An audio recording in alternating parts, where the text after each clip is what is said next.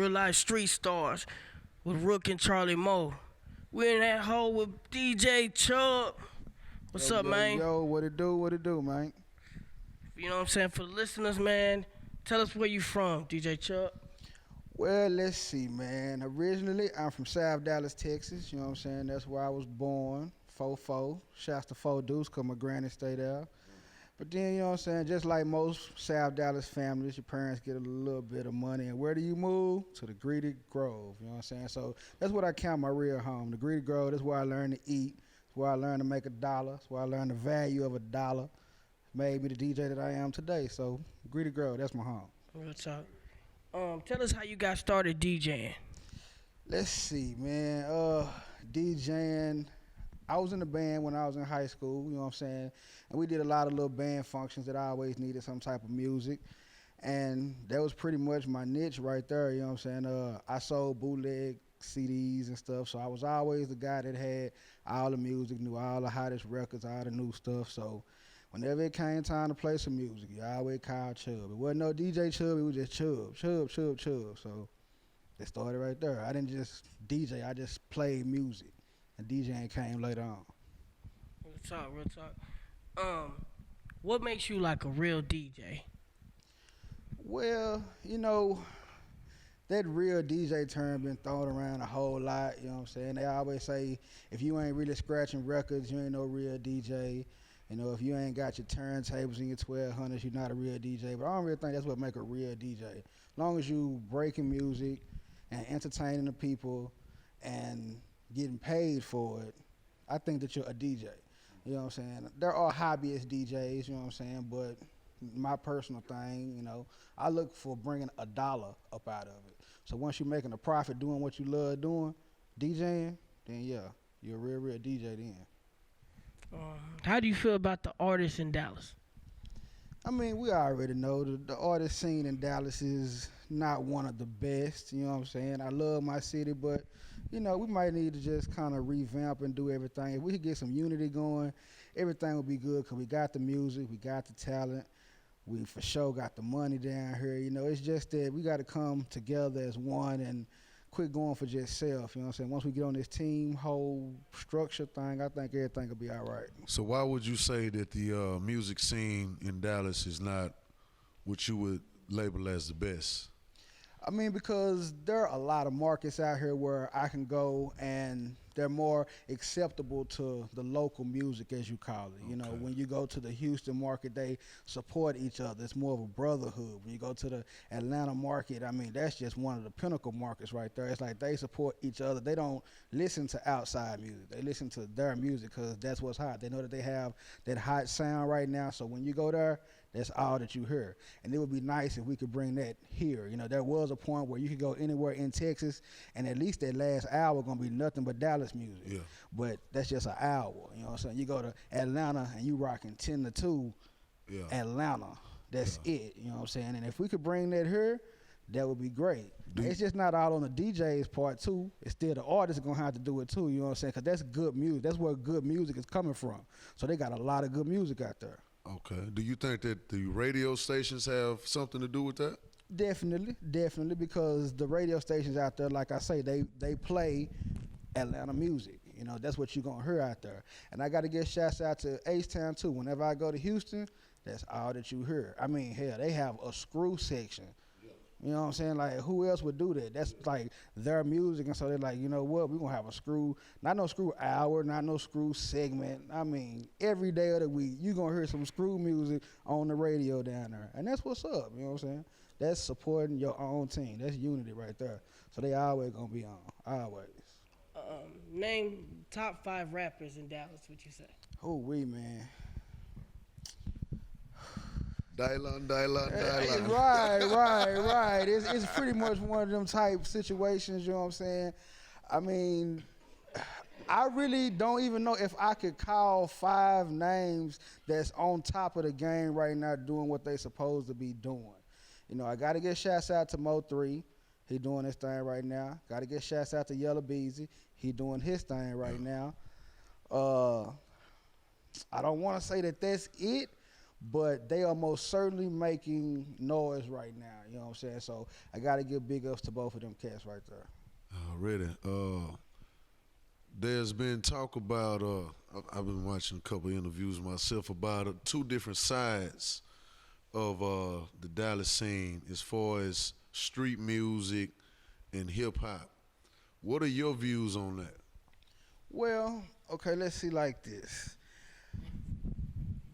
When it comes to hip hop, there are a bunch of different genres of hip hop music. You know what I'm saying? Hip hop music has always been something that entertains us as people. So if it's entertaining to you, I believe that it all should be considered hip hop music, whether it be trap music, whether it be boogie, whether it be stoner music. If it entertains you and makes you feel good, I believe it should all be hip hop music.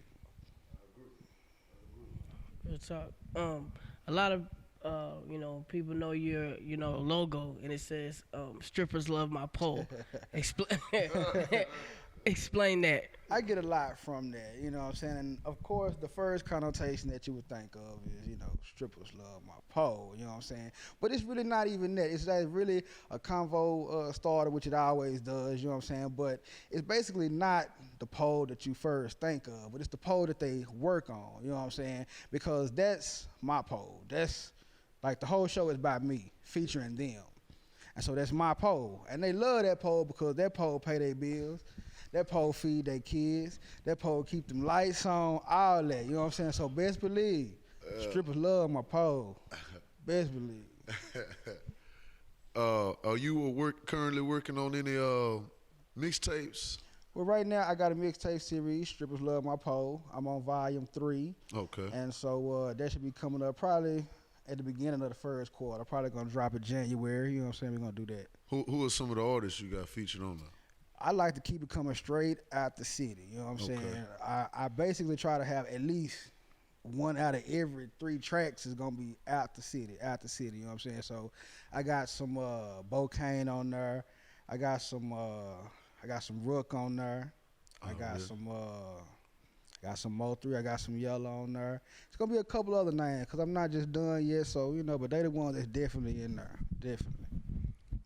As far as the game, the DJ game, and I've been hearing a lot of stuff about undercutting. What do you think about that? Like that's a big issue right now, you know what I'm saying? Because a lot of DJs are finding out that I'm not gonna say that it's easy, but it's easy ways to play music. With the way the technology is now, you can get some music coming out of pretty much anything. You know what I'm saying? And the way that the club scene is going around here, that's kind of what all these promoters and club owners is going for. All they need is some music coming up out some speakers, and they happy with it. And so that's where the undercutting comes in, because anybody can be like, you know what? I got a bunch of MP3s on my computer. I think I can DJ too, and that's where it happens. And plus, you paying what? $100? I'm down. You know what I'm saying? And that happens quite often. You know what I'm saying? So a lot of DJs, do have problems with it. But then if you're talented and then have a good craft or whatever, you really shouldn't have too many problems with that because people want that. They want you to entertain they people, but it is very, very hard now. It's getting real, real hard out there. When it comes to breaking a song, does it take a whole bunch of DJs to break a song, or can one DJ break a song? I mean, one DJ can break a song. If one DJ is working 7 nights a week at 7 different places, you know what I'm saying, with 7 different crowds of people, then yeah, one DJ can, you know what I'm saying? But it's not really like that here, so one DJ really can't. It's going to take a team of people. Somebody's over here in one hood. Somebody's over here in another hood. So it really takes a team in this market, So definitely, yeah, it's going to take more than one DJ. Really? Okay. What are some of the clubs that you have DJ'd in? Well, mainly, I'm more of a strip club fanatic. You know what I'm saying? That's been my niche for about the past, maybe 10 to 12 years.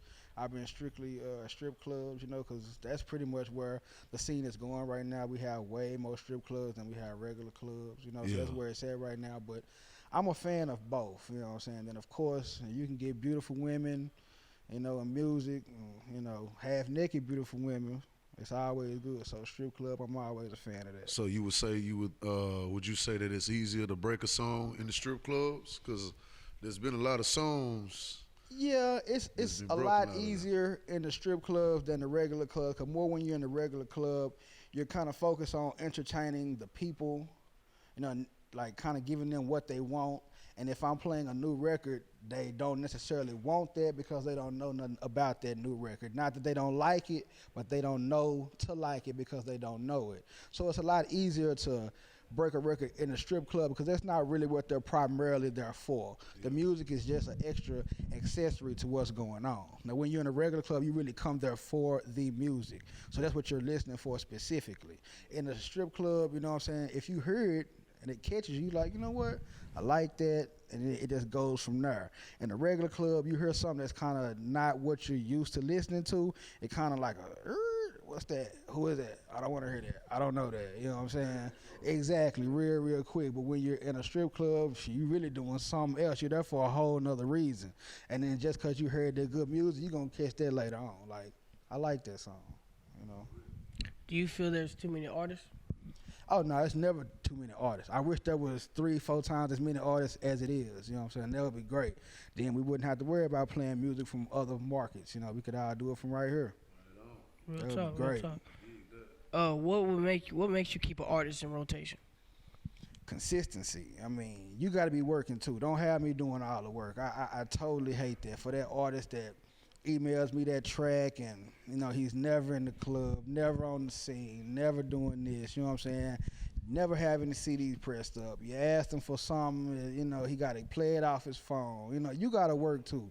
If I'm doing my part in playing your record and making sure I tell people who you are and where they can find it and doing all that, doing my job of actually breaking it, I need to do your part as an artist to push your actual music because it's your song, it's not mine. Can you please explain to the artist? This is a very important question. What do you look for a song to break? Like what does the song have to have for you to know that this song here gonna work? You know what I'm saying?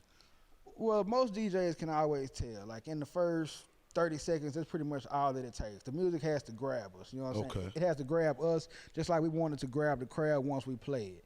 You know, so if in the first 30 seconds it's not catching me, if that hook not catching me, if that beat not catching me, if something doesn't really have me locked in after the first 30 seconds, it's probably not the one that I really want to mess with because I always want it to really catch me right off the rip. So, of course, that beat got to be good. Yeah. The quality, of course, got to be good because if it sounds like crap, I'm immediately think that it's crap. Yeah. Because generally, jams don't sound terrible. You know what I'm saying? You don't have that real great hit, and it just sounds terrible the first time. It don't really happen like that.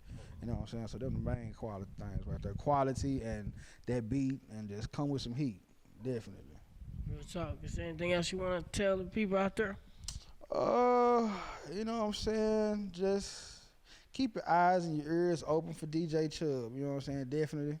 I'm really out here doing it. I've been doing this strip club thing for quite some time right now. You know what I'm saying? It's just, you just really need to keep your eyes on me. You know what I'm saying? I always sit off in the cut. You know what I'm saying?